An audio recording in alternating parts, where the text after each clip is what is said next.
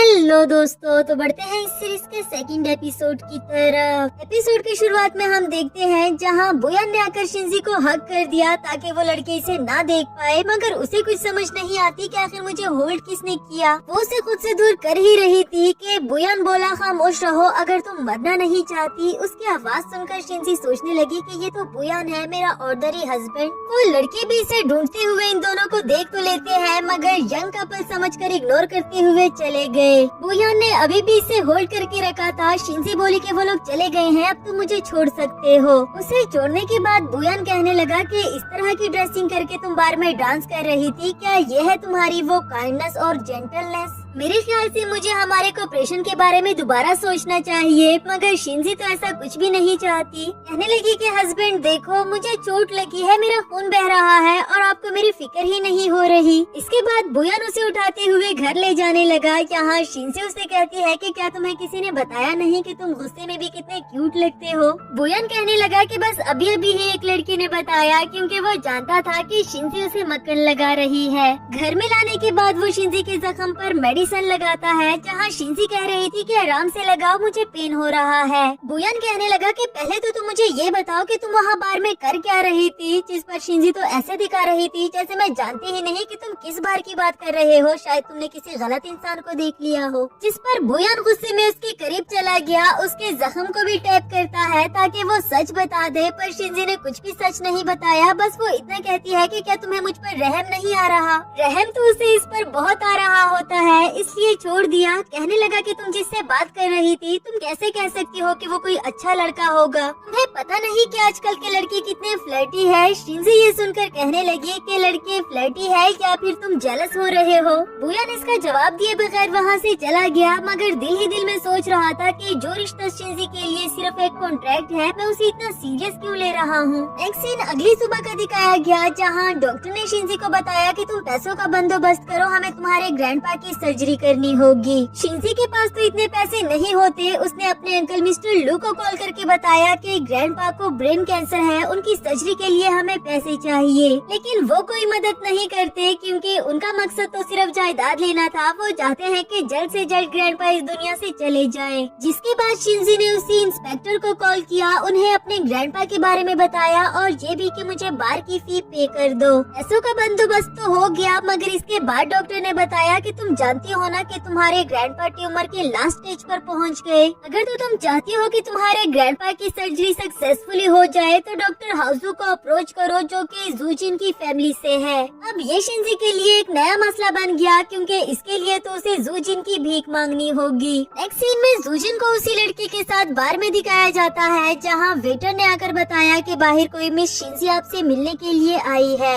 उसे अपने सामने देखकर जूजिन पूछने लगा कि अब तुम मुझसे क्या मांगने के लिए आई हो? जिस पर शिंजी ने उसे अपने ग्रैंडपा के बारे में बताया कि उन्हें जल्दी ही सर्जरी की जरूरत है, जो कि तुम्हारी फैमिली का डॉक्टर ही कर पाएगा। अगर तुम इसमें मेरी मदद कर दो। मदद करने के लिए वो तैयार था, पर इसके लिए उसकी एक शर्त होती है। बियर की बोतल देते हुए कहने लगा कि ये सारी की सारी खत्म करो। बेचारे शिंजी को भी वो ड्रिंक करनी पड़ी। इधर बुयान की एक्स गर्लफ्रेंड भी उससे अपने बदले ले रही होती है, क्योंकि आज ही तो शिंजी उसके हाथों लगी थी। जबकि जूजिन का दिल इससे भी नहीं भरा, वो वाइन की बोतल में ड्रग मिला देता है। कहने लगा कि अगर तुम ये भी पी जाओगी तो मैं वादा करता हूँ कि मैं तुम्हारी हेल्प करूँगा। ग्रैंडपा की जान बचाने के लिए शिंजी इसे भी ड्रिंक करने के लिए तैयार हो जाती है। दूसरी तरफ बुयान को दिखाया गया, जिसे एक वीडियो रिसीव हुई, जो कि उसके दोस्त ने ही सेंड की थी और पूछ रहा था कि क्या तुम इस लड़की को जानते हो? इसे देखकर तो बुयान फौरन से बार की तरफ निकल पड़ा। इधर शिंजी ने वो ड्रग वाली ड्रिंक भी खत्म कर दी थी, मगर जूजिन उसकी हेल्प फिर भी नहीं करता, बल्कि वो उल्टा उसे ह्यूमिलिटेट करने लगा कि तुमने मुझे सबके सामने एम्बैरस किया था और तुम्हें लग रहा है कि मुझे तुम पर रहम आ जाएगा, मैं तुम्हारी हेल्प कर लूंगा। तुमने ऐसा सोचा भी कैसे? एंड टाइम पर यहाँ बुयान आ जाता है, जो उसे ये सब कुछ करते हुए देखकर पीछे पुश कर देता है और मारने पीटने लग गया, जो कि वो डिजर्व करता था। दूसरी तरफ असिस्टेंट जीना ने बताया कि बॉस में शिंजी की तबीयत ठीक नहीं लग रही, वो बेहोश हो चुकी है। इसके बाद हॉस्पिटल का सीन दिखाया गया, जहाँ असिस्टेंट ने पता लगा लिया था कि आखिर में शिंजी को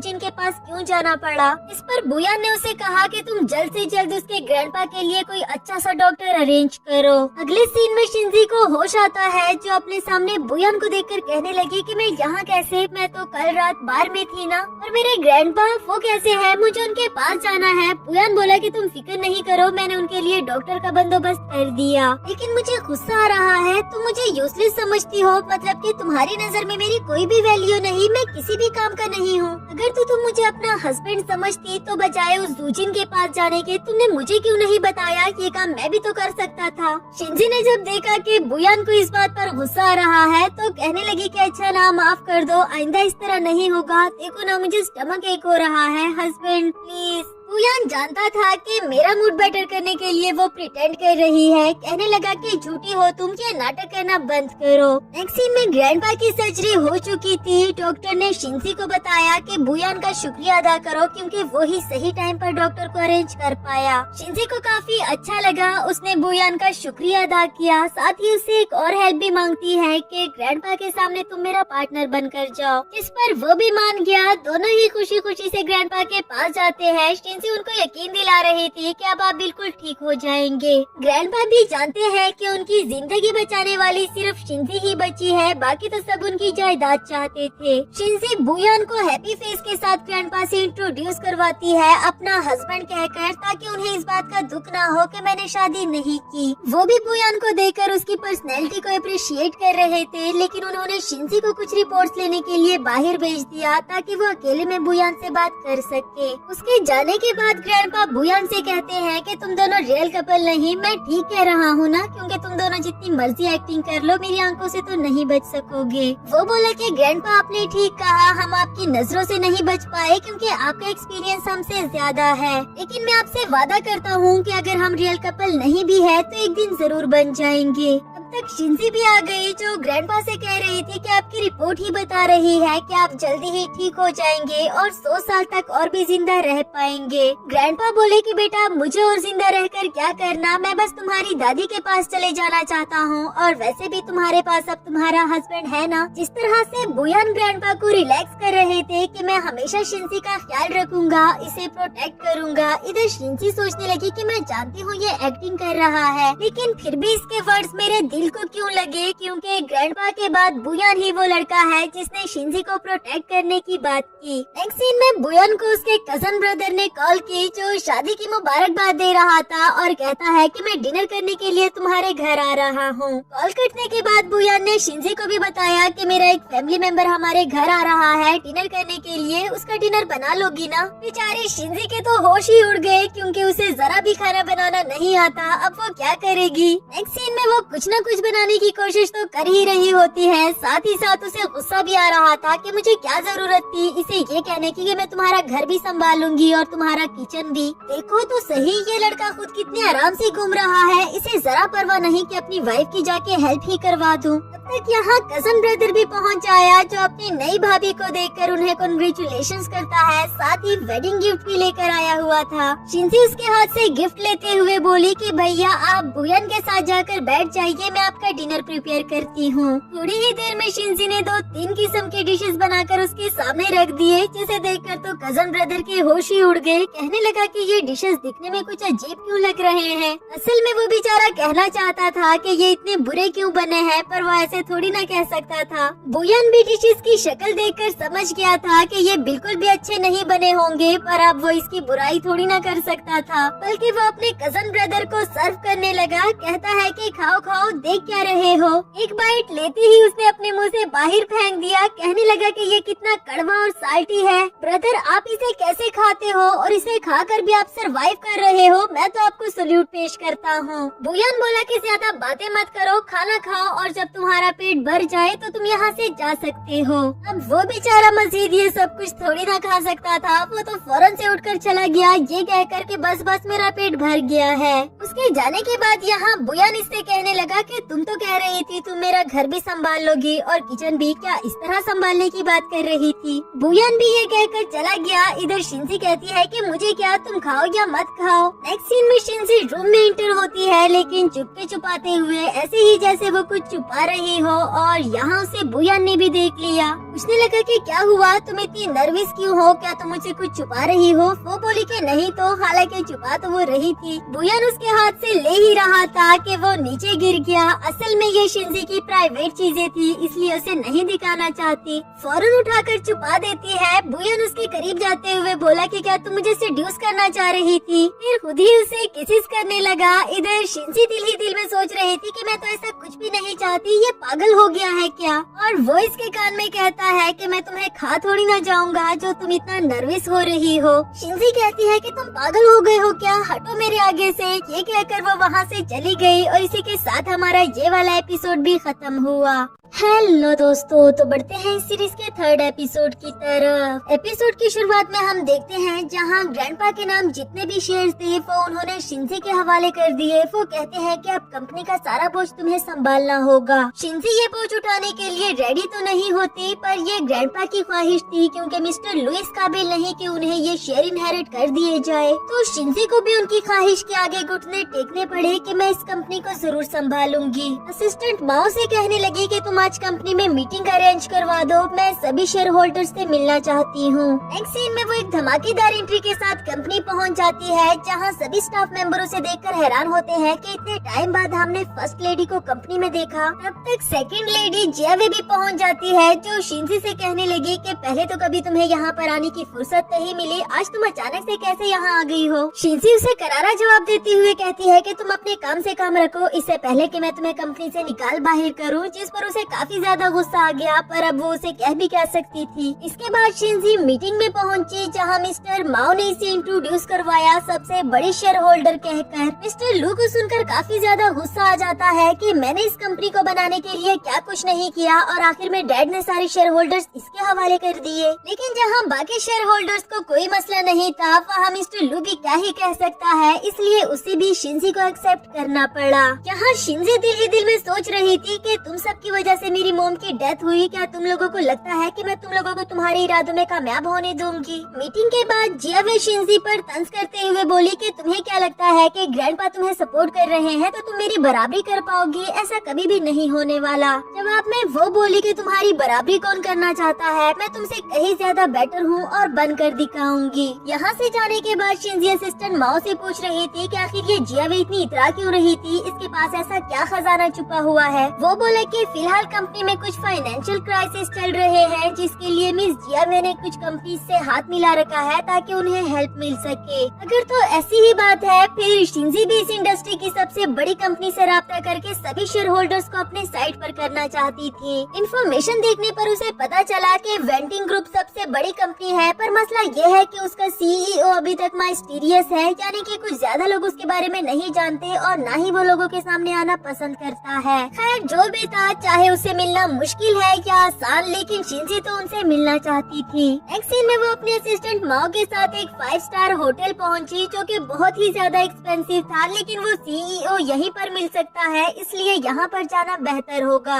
अभी उसने सामने से गाड़ी में जाते हुए एक लड़की को देखा, जो कि साइड से तो इसे फेमिलियर लगा, पर ये इसे पहचान नहीं पाई, जो कि असल में बुयान था। दूसरी प्रॉब्लम ये है कि इस होटल के अंदर जाने के लिए भी एक एनुअल टिकट की जरूरत थी, जो कि मिलियंस में था, और इनकी कंपनी के पास इतना बजट नहीं था कि वो लोग इसे अफोर्ड कर पाते, इसलिए बेचारी शिंजी को चुपके छुपाते हुए ही अंदर जाना पड़ा। यहाँ एक वेटर को देखकर वो फौरन से एक रूम में घुस जाती है, ताकि वेटर उससे ये ना पूछे कि आप कौन हैं और यहाँ पर क्या कर रही हैं। लेकिन मजे की बात ये है कि जिस रूम में वो घुसी थी वो किसी और का नहीं बल्कि बुयान का ही रूम था। यहाँ दोनों एक दूसरे को अचानक से आमने सामने देखकर हैरान हो जाते हैं, मगर फिलहाल शिंजी के लिए पॉइंट की बात ये थी कि उसे वेटर देख ना बोले, इसलिए उसने बुयान को चुप रहने के लिए कहा, वरना तो धमकी देते हुए कहती है कि मैं तुम्हारी पैंट खींच लूंगी। बुयान वेटर को ये बताने के लिए जा रहा था कि अब तुम जा सकते हो, जबकि शिंजी को तो लगा कि शायद मेरे बारे में बताने के लिए जा रहा है। वो फौरन से उसका पैंट पकड़ लेती है।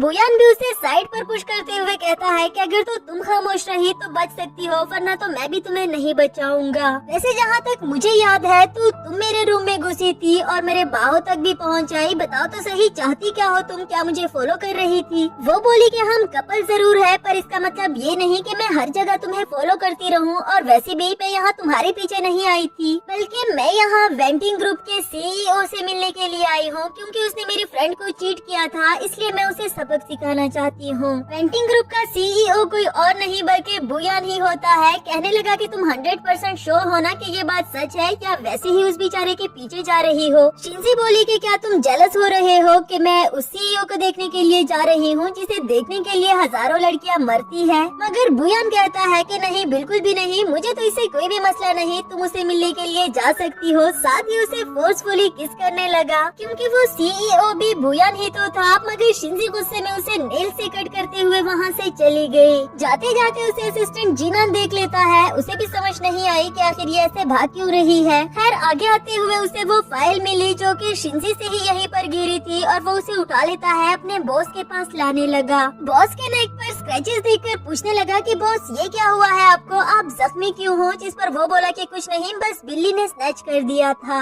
जीनान ने भी उस बिल्ली का अंदाजा तो लगा ही लिया था। कहने लगा कि शायद जंगली बिल्ली होगी। खैर ये डॉक्यूमेंट्स मुझे दरवाजे में ही पड़े हुए मिले, पर ये हमारे तो नहीं, आप इसे चेक करें। फाइल को देखने के बाद बुयान को पता चला कि शिंजी सच में ही यहाँ वेंटिंग ग्रुप के सीईओ से मिलने के लिए आई थी। तो असिस्टेंट से बोला कि किन ग्रुप से कांटेक्ट करो, हम उनके साथ प्रोजेक्ट पर कोऑपरेशन करने के लिए तैयार है। यहाँ जीनान सोच रहा था कि ये भी यकीनन बॉस अपनी वाइफ के लिए ही कर रहे होंगे। उसने कॉल करके ये सारा मामला सुपरवाइजर पर छोड़ दिया। थोड़ी ही देर में यहाँ जियावी को कॉल आती है, जो कि यकीनन उसी सुपरवाइजर की थी, और बताया कि हम आपके साथ प्रोजेक्ट पर कोऑपरेशन करना चाहते हैं। जो सुनकर तो जियावे बहुत ज्यादा खुश हो गई, क्योंकि अब वो ये सारा क्रेडिट भी खुद को ही देगी कि उसने इतनी बड़ी कंपनी को अप्रोच किया। उसकी मॉम भी इसे अप्रिशिएट कर रही थी कि इस बार तो मेरी बेटी को सीईओ की पोजीशन से कोई भी नहीं रोक सकता। नेक्स्ट सीन मीटिंग का दिखाया गया, जहाँ जियावे अपने कारनामे बता रही थी कि वो इस कंपनी के लिए कितना कुछ कर चुकी है और किस किस कंपनी को वो अभी तक ऑपरेशन के लिए राजी कर पाई। इसी के बेस पे ही कंपनी के सीईओ को चूज किया जा सकता है, जबकि शिंजी ने तो अभी तक ऐसा कुछ भी नहीं किया। तभी शिंजी को एक कॉल आई, जो सुनते साथ ही वो मीटिंग से बाहर चली गई। शायद ही कोई सीरियस इशू था, जिस पर जियावे कहने लगी कि देखा आप सबने, इसका एटीट्यूड कितना नॉन सीरियस है, ये इतनी इम्पोर्टेंट मीटिंग छोड़कर चली गई। अब ये आप सब पर डिपेंड करता है कि मुझे सीईओ चूज करते हो या नहीं। यहाँ काफी सारे शेयर होल्डर्स ने ना चाहते हुए भी उसे सीईओ बनाने के लिए वोट दे दिया, जो कि जियावे के लिए तो अच्छी बात थी। नेक्स्ट सीन में शिंजी को दिखाया गया, जो हॉस्पिटल पहुंची और डॉक्टर ने बताया कि हमें माफ कर दो, हम तुम्हारे ग्रैंडपा को नहीं बचा पाए। वो शिंजी को उनकी डेड बॉडी भी देखने के लिए नहीं देते, क्योंकि ये ग्रैंडपा की ही ख्वाहिश थी। वो शिंजी को ब्रेव गर्ल बनाना चाहते थे। वो रोते हुए ग्रैंडपा की बातों को ही याद कर रही थी। उसका तो जैसे सब कुछ ही खत्म हो गया हो, क्योंकि इस दुनिया में उसे सपोर्ट करने वाला सिर्फ ग्रैंडपा ही तो था। नेक्स्ट सीन 2 दिन के बाद का दिखाया गया, जहाँ शिंजी का दुख अभी तक भी खत्म नहीं हुआ था। वो ग्रैंडपा को ही याद करती रहती थी।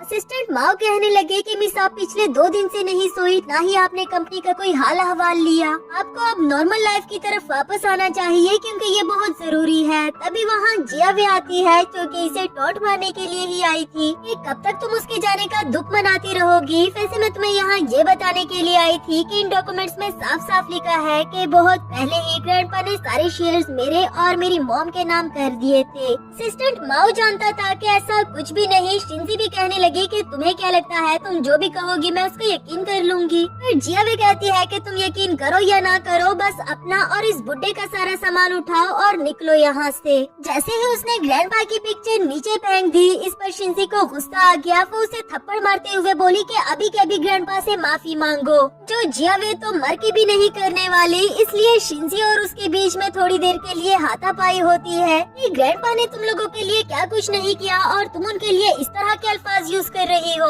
लेकिन तभी पीछे से जियावे के आदमी आकर शिंजी को हिट कर देते हैं। जियावे फौरन से खड़ी हो गई, कहने लगी कि पहले तो मैं सिर्फ तुम्हें इस घर से निकालना चाहती थी, अब देख लेना तुम इस दुनिया में भी जिंदा नहीं रहोगी। बेचारा माओ तो सिर्फ खड़े होकर देख ही रहा था और मिस शिंजी को छोड़ने के लिए कहता है। इसके अलावा वो कर भी क्या सकता था, आखिर अकेला ही तो है। इसके बाद उसके आदमी उठाकर उसे ले जाते हैं और एक स्टोर रूम में बंद कर दिया, जहाँ वो उसके हाथ से वो रिंग भी उतार लेते हैं जो कि इसे बुया ने ही पहनाई थी। कहने लगे कि ये रिंग तो बहुत ही एक्सपेंसिव लग रही है, इसे बेचकर तो हम दोनों ही अमीर हो जाएंगे। और फिर खुशी खुशी वहाँ से चले गए। सिर्फ इतना ही नहीं बल्कि जियावे ने इसके लिए डॉक्टर को भी अरेंज कर रखा था जो इसे ड्रग्स वाले इंजेक्शन दे देकर ही मार दे। वो बेचारी कहती रही कि मैं पागल नहीं हूँ, तुम लोग मुझे ये इंजेक्शन क्यों लगा रहे हो, मुझे यहाँ पर क्यों रखा है। डॉक्टर बोला कि तुम पागल हो या नहीं हो ये तुम नहीं बल्कि हम डिसाइड करेंगे, और साथ ही उसे वो इंजेक्शन भी लगा दी। नेक्स्ट सीन में बुयान को दिखाया गया जो कि अभी अभी ही एक बिजनेस ट्रिप से लौटा था। वो कब से शिंजी को कॉल्स कर रहा होता है पर उसे समझ नहीं आती कि आखिर ये लड़की कॉल रिसीव क्यों नहीं कर रही। तभी उसे सामने एक कपल नजर आया जहाँ लड़की अपने हस्बैंड से लड़ते हुए कह रही थी कि आपने इतने टाइम से मुझे कोई गिफ्ट नहीं दिलाया। इसी बात को लेकर वो लड़की नाराज होकर वहाँ से चली गई। इधर बुयान का असिस्टेंट कहने लगा कि बॉस, मिस शिंजी कब से आपकी कॉल रिसीव नहीं कर रही, कहीं इसका मतलब ये तो नहीं कि वो भी आपसे नाराज हो गई हो, क्योंकि आपने भी तो काफी टाइम से उन्हें कोई गिफ्ट नहीं दिया। बुयान को भी ऐसा ही लग रहा था कि हो सकता है वो मुझसे नाराज हो, तो चलो फिर पहले हम उसके लिए गिफ्ट ले लेते हैं, फिर उसे मिलने के लिए चले जाएंगे। इसी के साथ हमारा ये वाला एपिसोड भी खत्म हुआ।